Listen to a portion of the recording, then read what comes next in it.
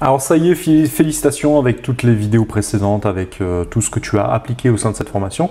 Désormais, tu as eu ta première lettre d'intention d'achat, donc tu as ta première offre sur ton bien et je t'en félicite. Il faut que tu retiennes que c'est pas parce qu'on a une offre que ça y est, l'histoire est faite. Même si tu penses que c'est très proche du prix, retiens que à tout moment, normalement, même si c'est une offre au prix, le vendeur n'est pas obligé de l'accepter. Donc ça, c'est déjà un peu plus gênant. Donc il faut que tu te dises que c'est juste une course de relais. Hein. Tu as fait à peu près la moitié du chemin, mais tu es loin d'être allé jusqu'au bout. Donc psychologiquement, si tu y vas comme un gagnant là, auprès de ton vendeur en me disant « Ouais, ça y est, j'ai eu le truc, j'ai une offre, machin », tu risques de te faire balayer assez rapidement. Donc il faut essayer de rester assez froid, de garder la tête froide. C'est juste une lettre d'intention d'achat. Et maintenant, tu vas aller négocier avec ton vendeur. Donc, c'est important la manière dont tu vas te positionner vers ton vendeur pour lui dire les choses. Tu vas l'appeler au téléphone ou si possible, encore mieux, tu te déplaces chez elle. Surtout quand tu as plusieurs interlocuteurs. Pourquoi? Parce que si tu négocies pendant 3 plombes avec monsieur et qu'au final c'est madame qui décide et que finalement elle ne vous aime pas, elle n'a pas apprécié ci ou ça, ou même pour une raison X ou Y, elle est mal lunée, elle n'est pas d'humeur, à tout moment elle peut te faire capoter le truc et te dire un non, finalement ça j'en veux pas, je sais pas assez, je veux ci, je veux ça, pour des raisons qui sont obscures. Toi, tu as besoin de comprendre, hein, tu as besoin de tenir un peu les choses, sinon ça part dans tous les sens et tu vas jamais aboutir à rien. Donc, soit au téléphone, soit te déplacer et tu leur expliques. Tu leur expliques, bon voilà, tu remets les choses un peu dans le contexte. Bon, vous vous rappelez, on s'est vu, j'ai travaillé pendant X temps, j'ai fait tant de visites avec telle personne, telle personne, telle personne. Finalement, les personnes n'ont pas donné suite parce que machin. Et au final, j'ai eu cette personne qui s'est positionnée sur le bien. Elle a telle situation, tu remets ça un petit peu dans un projet, tu englobes ça un petit peu dans un projet un peu intéressant pour la personne. Tu essaies de mettre en valeur, un peu de donner du poids à l'offre que tu as obtenue. Donc vous savez, ils sont jeunes, etc. Ils viennent d'avoir un enfant. Bon, les travaux, ils ont fait leur histoire, monsieur est bricoleur. Ils ont eu un vrai coup de cœur pour la maison, un truc, machin. Et ils sont allés voir leur banque, ils ont retourné les choses dans tous les sens. Ils ont essayé de faire les fonds de tiroir un peu de la famille, du truc, du machin. J'ai fait le maximum pour essayer d'obtenir davantage, mais on a retourné ça dans tous les sens, on ne peut pas avoir davantage. C'est vraiment l'offre suprême qu'ils peuvent faire. Au-delà, voilà, c'est au niveau de la banque, ça va pas passer. Et j'ai eu le courtier au téléphone qui m'a expliqué que voilà, on était un petit peu limite, mais que lui il s'engageait sur les résultats, qu'il n'y avait pas de problème, ça devait passer. Et donc il formule une offre à temps. Et là, oui, tu bloques et tu fais la technique du FTG, du ferme ta gueule. Et tu écoutes et tu attends. Et tu recueilles les réactions des personnes. Et tu marques le silence, tu les regardes dans les yeux, jusqu'à que eux te dévoilent vraiment ce qu'ils pensent. Très important. Parce que si tu meubles pendant tout ce temps-là, et qu'au final, monsieur et madame, ils te disent pas ce qu'ils pensent, tu rentres chez toi, tu te dis, bon, ça y est, là, j'ai vendu le bien, et après, tu rappelles le lendemain, non, finalement, ça le fait pas, on a réfléchi, truc, machin. Et là, tu comprends pas. Tu comprends pas parce que t'as pas écouté. Voilà. Et il faut écouter. Et là, dans ce cas-là, tu écoutes. Et tu écoutes les arguments, et tu les isoles, tu essaies de répondre à ces arguments-là. Oui, mais vous savez, truc. Ah oui, mais je comprends, c'est vrai que vous en espériez tant. Bon, vous savez, vous avez bien vu, on a travaillé pendant X temps, on a fait le maximum. Si vous laissez passer cette offre et que vous ne l'acceptez pas, je ne suis pas certain.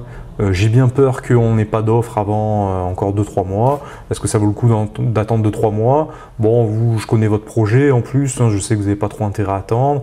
Voilà, toujours mettre les choses dans le contexte et toujours responsabiliser les personnes. C'est-à-dire, c'est pas toi qui fais l'offre, c'est eux qui ont à se positionner sur une offre qui peuvent changer ou pas leur vie. Donc, c'est à eux de donner leur ressenti. Toi, tu es juste un interlocuteur, tu es juste un messager, toi, tu es le messager, tout simplement. Donc après, tu as tes arguments, tu as tes trucs, tes machins, mais voilà, il ne faut pas hésiter à appuyer un petit peu les choses. Et toi, avant d'entamer une offre, il faut que tu sois déjà convaincu. Toujours le même truc, convaincu pour être convaincant. Si toi, déjà, tu n'es pas dans un bon mood, tu n'es pas dans une bonne énergie, tu n'y crois pas vraiment à tes arguments, les gens vont le ressentir et même si à la base ils auraient pu dire oui, ils te diront non. Donc c'est important de se mettre dans une bonne énergie. Bien souvent quand on est dans une bonne énergie, un bon leadership, qu'on est impactant, quand on a du charisme et qu'on a des bons arguments, même les gens qui pouvaient te dire un gros non, ils vont être bon, allez, ok, d'accord, bon, ça va, ok, allez, on a compris, on lâche, allez, on accepte. Bon, allez, champagne. Donc ça, c'est important de responsabiliser les personnes et de les remettre dans un cadre de vie, dans des projets, etc. Donc les vendeurs, c'est pareil, hein, il y a des techniques de double écart, donc après toi tu peux leur donner des offres que tu as eues précédemment qui sont plus basses pour essayer de faire un décrassage. Mais ce qui est bien, c'est que avec le vendeur, avant d'entamer vraiment ton offre définitive, il faut déjà que tu saches un peu ce qu'il est prêt à lâcher. C'est-à-dire bien souvent, il commercialise un prix, mais par exemple à moins 10 000 en dessous de ce prix-là, tu sais que c'est un peu le seuil psychologique qu'ils sont prêts d'accepter parce que ça leur permet de réaliser leur projet derrière, etc. Le reste, entre guillemets, bien souvent, c'est du bonus. Voilà. Et ça, il faut que tu le saches déjà en amont. Comme ça, toi, tu as déjà un peu tes arguments.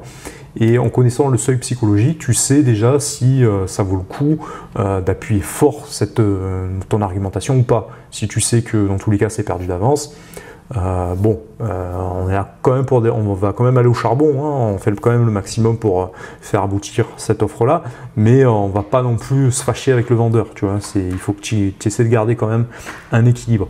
Donc ça, c'est vraiment très important. Essayer de faire parler ton vendeur, faire parler tes interlocuteurs, si possible les regarder droit dans les yeux quand tu les rencontres, et voilà. Et vous, madame, qu'est-ce que vous en pensez? Et vous, monsieur, qu'est-ce que vous en pensez? Voilà, vraiment, tu creuses, tu recueilles leurs ressentis. Oui, je sais, vous souhaitiez avoir truc, mais bon, là, vous savez, là, au moins, vous avez ça, c'est du concret. Et voilà, avec ça, vous pouvez avancer. Hein, c'est quelque chose sur lequel, bon, on espérait tous savoir plus, mais voilà, là, on a quelque chose. Toujours leur expliquer que c'est pas avec toi qui négocie. Tu vois, il y a bien souvent, il y en a qui vont dire « Ah, mais faites un effort sur la commission ». Eh ben non, il faut leur expliquer que toi, tu es dans un processus et que c'est pas toi qui dois négocier, c'est pas non plus avec les acheteurs. Leur expliquer que les acheteurs, ils ont fait le maximum et qu'ils ils remonteront pas plus, tu le sais, parce que tu as des arguments qui vont avec, tu as eu le courtier au téléphone, tu as creusé vraiment le projet. Tu peux leur dire bon voilà, moi à la base ils m'ont fait une offre à temps parce que justement ils savaient qu'ils étaient un peu limite. J'ai creusé dans tous les sens, on s'est vu pendant 1 heure, on a mis les choses sur la table, on a essayé de rogner, voir les travaux qu'eux pouvaient faire eux-mêmes, etc. Finalement j'ai réussi à les faire monter de temps. Donc là voilà, ils sont vraiment au taquet. Voilà, c'est vraiment le max qu'ils peuvent faire, mais il me semblait que c'était quand même une belle offre, il me semblait que ce soit quelque chose de pertinent à vous soumettre. Puisque voilà, c'est quand même ce qu'on a eu de mieux depuis le début, c'est quand même des projets d'acheteurs qui sont finançables, c'est quand même des arguments qu'il faut entendre. Il y a quand même aussi une valeur affective, vous ne laissez pas votre maison à n'importe qui, c'est des gens très bien, je pense qu'ils ressemblent un peu à vos enfants, à vos petits-enfants, voilà, il y aura une continuité dans cette maison, vous continuerez à avoir cette valeur affective quand vous allez passer devant, voilà, ils permettront que vous puissiez revoir la maison si besoin. Ils ont pris vraiment beaucoup de temps pour essayer également de poser des questions sur vous, quel était votre profil, parce que c'est important également de s'inscrire dans une continuité. Bon, vous pouvez mettre de l'affectif derrière, mais en tout cas, préparez vos arguments. Avant de soumettre une offre, si vous débutez, au début, vous prenez une feuille et vous tirez une barre au milieu, vous faites plus et moins. Voilà, quels sont les plus de cette offre, quels sont les moins de cette offre. Donc les plus, ça va être vos arguments que vous allez pointer, sur lesquels vous allez pouvoir appuyer. Et les moins, bien souvent, c'est les arguments que vous allez vous manger dans la figure. Le fait de les écrire noir sur blanc, ça va vous permettre de transformer un peu ces moins, essayer de trouver des contre-arguments ou des plus. Voilà, ça peut être un bon exercice pour vous, de vous entraîner. Il y en a qui s'entraînent également au téléphone, bon, c'est pas mon cas, mais qui rôdent comme un discours qu'ils auraient écrit. Il y en a, ils écrivent leur argumentaire, vraiment de A à Z, après ils n'ont plus qu'à lire. C'est comme une pièce de théâtre, ça les rassure. Bon, pourquoi pas. Et il y en a qui s'entraînent également avec des amis, avec des potes à se donner des arguments, contre-arguments, à appuyer des argumentaires. Ça peut être pas mal. Vous devez faire preuve de conviction, c'est quand même quelque chose de très important. Et leur expliquer que voilà, c'est quelque chose qui a du poids. Bon, moi j'ai toujours été assez bon en négociation, puisque j'ai commencé l'immobilier un peu par l'achat-revente, et il y avait beaucoup de négo, et pour moi, n'y ait pas beaucoup d'affect pour les biens. Je suis plus quelqu'un de rationnel et voilà, j'ai souvent les arguments et j'arrive à garder un peu la tête froide dans ces situations-là. À oublier un peu ma commission, il faut l'oublier. Hein, voilà, vous êtes là pour amener de la valeur aux gens et pour amener le service le meilleur possible pour vos acheteurs et vos vendeurs, et toujours se positionner et garder ce positionnement et se positionner comme quelqu'un justement qui apporte de la valeur. C'est-à-dire que vous n'êtes pas quelqu'un qui va faire baisser le prix à un vendeur.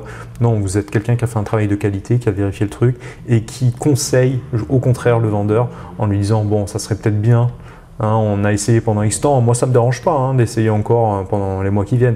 Mais ce qu'il faut retenir, c'est que c'est bien souvent au début de la commercialisation, pendant les premières visites, qu'on a les meilleurs profils. Au fur et à mesure, à force d'attendre, les gens, à force de voir le bien sur Internet, ils finissent par se dire tiens, il n'est pas vendu, c'est qu'il y a un problème. Tiens, ce bien, il est bizarre, là, ça fait X temps, je ne le sens pas, j'ai même plus envie de le visiter. Et au final, en fin de course, on a des très mauvais profils. On est obligé de changer les photos, on est obligé de changer le truc, mais les gens le savent, ils le sentent, ils connaissent le marché, ils comparent, à force de comparer, il n'y a pas beaucoup de biens, les biens se ressemblent tous, ils les ont déjà tous vus, donc ils connaissent, ils ont une idée du marché, ils connaissent vraiment le secteur, et au final, plus on attend, et il faut expliquer aux personnes que plus on attend, plus ça va être compliqué pour eux, et bien souvent dans le temps, on n'aura pas des meilleurs profils. Le profil américain ne viendra pas souvent, donc ça c'est important de le comprendre. Je vais aller ouvrir la porte, mais vous retenez comment on doit se positionner par rapport à un vendeur pour une bonne négociation, c'est très important.